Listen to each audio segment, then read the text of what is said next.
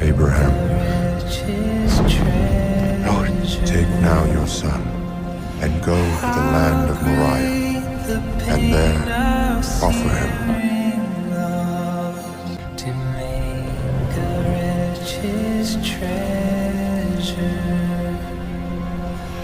How great the pain of searing love to make a Kata malaikat berarti utusan atau agen. Kitab suci memberitahu kita bahwa malaikat adalah saksi penciptaan dunia yang menunjukkan bahwa mereka bersama Tuhan jauh sebelum peristiwa besar itu.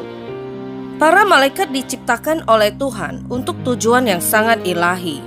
Mereka ada di sini karena satu alasan, untuk melakukan kehendak Tuhan. Singkatnya, mereka diciptakan untuk menjadi alat atau utusan untuk melaksanakan pekerjaannya. Alkitab berkata, "Pujilah Tuhan, hai malaikat-malaikatnya, hai pahlawan-pahlawan perkasa yang melaksanakan firman-Nya dengan mendengarkan suara firman-Nya." Sama seperti malaikat yang sebagian besar tidak terlihat oleh kita, demikian juga pekerjaan mereka. Jika kita tahu setiap saat para malaikat bekerja dan hal-hal yang mereka lakukan tepat di depan kita, kita akan takjub. Tuhan melakukan banyak hal melalui para malaikatnya, termasuk memberi kita perlindungan pada saat bahaya, dan bukan hanya bahaya fisik, tetapi juga bahaya moral dan spiritual. Ingin tahu cara-cara lain para malaikat bekerja di sekitar kita? Berikut adalah 5 alasan Alkitabiah mengapa Tuhan mengirim malaikat-malaikatnya.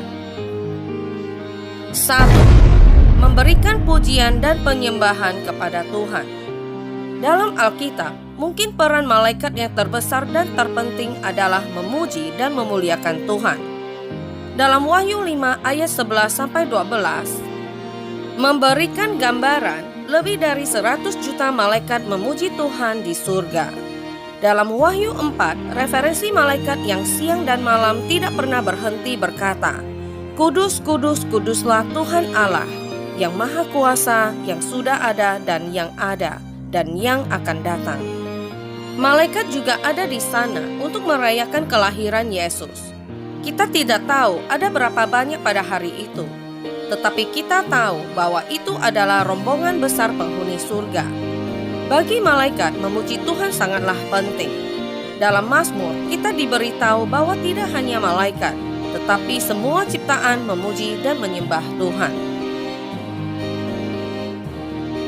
2. Mengirim sebuah pesan dari Tuhan. Ada banyak sekali contoh dalam kitab suci ketika Allah mengutus malaikat-malaikatnya untuk memberikan pesan khusus kepada seseorang dan orang-orang. Salah satu contohnya dapat ditemukan dalam Kejadian 18, di mana kita membaca tentang Tuhan mengirim 3 orang utusan kepada Abraham dan Sarah untuk memberitahu mereka bahwa Dia akan melahirkan seorang putra. Dia mengirim seorang malaikat ke Hagar, pelayan Sarah di padang pasir, saat dia melarikan diri dalam Kejadian 16, untuk memberikan harapan bahwa dia tidak dilupakan. Contoh bagus lainnya adalah ketika malaikat Gabriel diutus kepada Maria yang disebutkan dalam Lukas 1 untuk memberitahunya bahwa dia akan melahirkan putra Allah. Ketika mereka diturunkan oleh Tuhan, pesan mereka penting.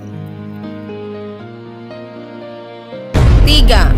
Untuk melindungi kita. Alasan Alkitabiah lainnya mengapa Tuhan mengirimkan para malaikatnya adalah untuk melindungi, menjaga, dan berjuang untuk kita. Mazmur 91 mengingatkan kita bahwa Allah memberikan perlindungan dan keamanan bagi orang-orang yang sepenuhnya mengandalkannya. Kita diyakinkan bahwa Allah akan menjadi penyelamat kita. Allah mengutus seorang malaikat kepada Daniel di gua singa. Dalam Daniel 6 ayat 22 memberitahu kita bahwa Dia mengatupkan mulut singa-singa itu, sehingga tidak ada bahaya yang menimpanya. Contoh lain tentang Tuhan mengirimkan malaikat untuk perlindungan dalam kitab suci adalah ketika Dia mengingatkan orang Israel akan kehadirannya bersama mereka. Alkitab memberitahu kita dalam Keluaran 23 ayat 20 bahwa Tuhan berkata, "Sesungguhnya aku mengutus seorang malaikat berjalan di depanmu untuk melindungi engkau di jalan dan untuk membawa engkau ke tempat yang telah kusediakan." 4. Untuk melayani orang-orang yang percaya. Tuhan mengirimkan para malaikat untuk melayani orang-orang percaya, terutama untuk melayani mereka yang terluka dan membutuhkan kekuatan. Seorang malaikat menampakkan diri kepada Elia ketika dia ketakutan dan berlari menyelamatkan nyawanya yang dirujuk dalam 1 Raja-Raja 19.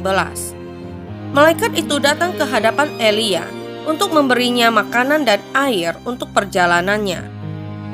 Contoh lain dari para malaikat yang melayani adalah di Taman Getsemani, ketika Yesus berdoa dan bergumul dengan apa yang akan datang. Kita tahu dari Lukas 22 ayat 43, memberitahu kita bahwa seorang malaikat muncul dari surga menguatkan dia. Ketika Yesus berada di padang gurun selama 40 hari, dia berdiri teguh melawan pencobaan iblis. Iblis meninggalkan dia dan para malaikat melayani dia.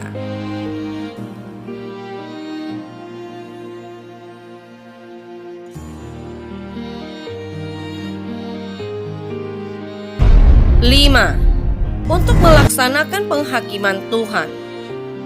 Para malaikat juga dipakai Tuhan untuk menghukum dosa dan membawa penghakimannya. Tuhan selalu ada sebagai hakim atas ciptaannya.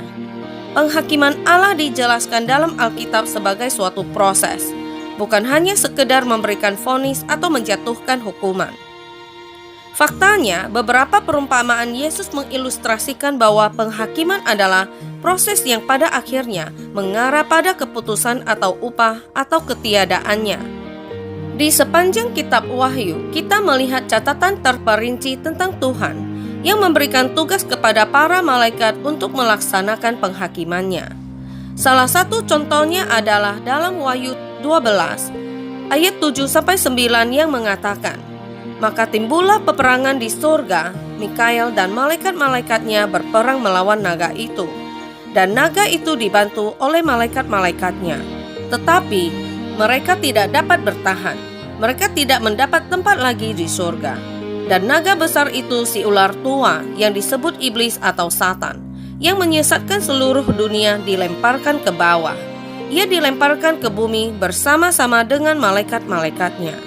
Ini adalah gambaran yang kuat tentang bagaimana rupa malaikat yang melaksanakan penghakiman Allah. Malaikat terus menjadi salah satu makhluk paling misterius dan menakjubkan yang disebutkan dalam Alkitab dan untuk alasan yang baik. Sementara gereja memiliki sedikit ajaran resmi tentang malaikat. 5 poin dari kitab suci ini memberi kita pemahaman yang lebih jelas tentang bagaimana malaikat bekerja dalam hidup kita dan mengingatkan kita betapa besar dan berkuasanya Tuhan. Apa yang kita ketahui tentang mereka dari Alkitab sungguh menakjubkan.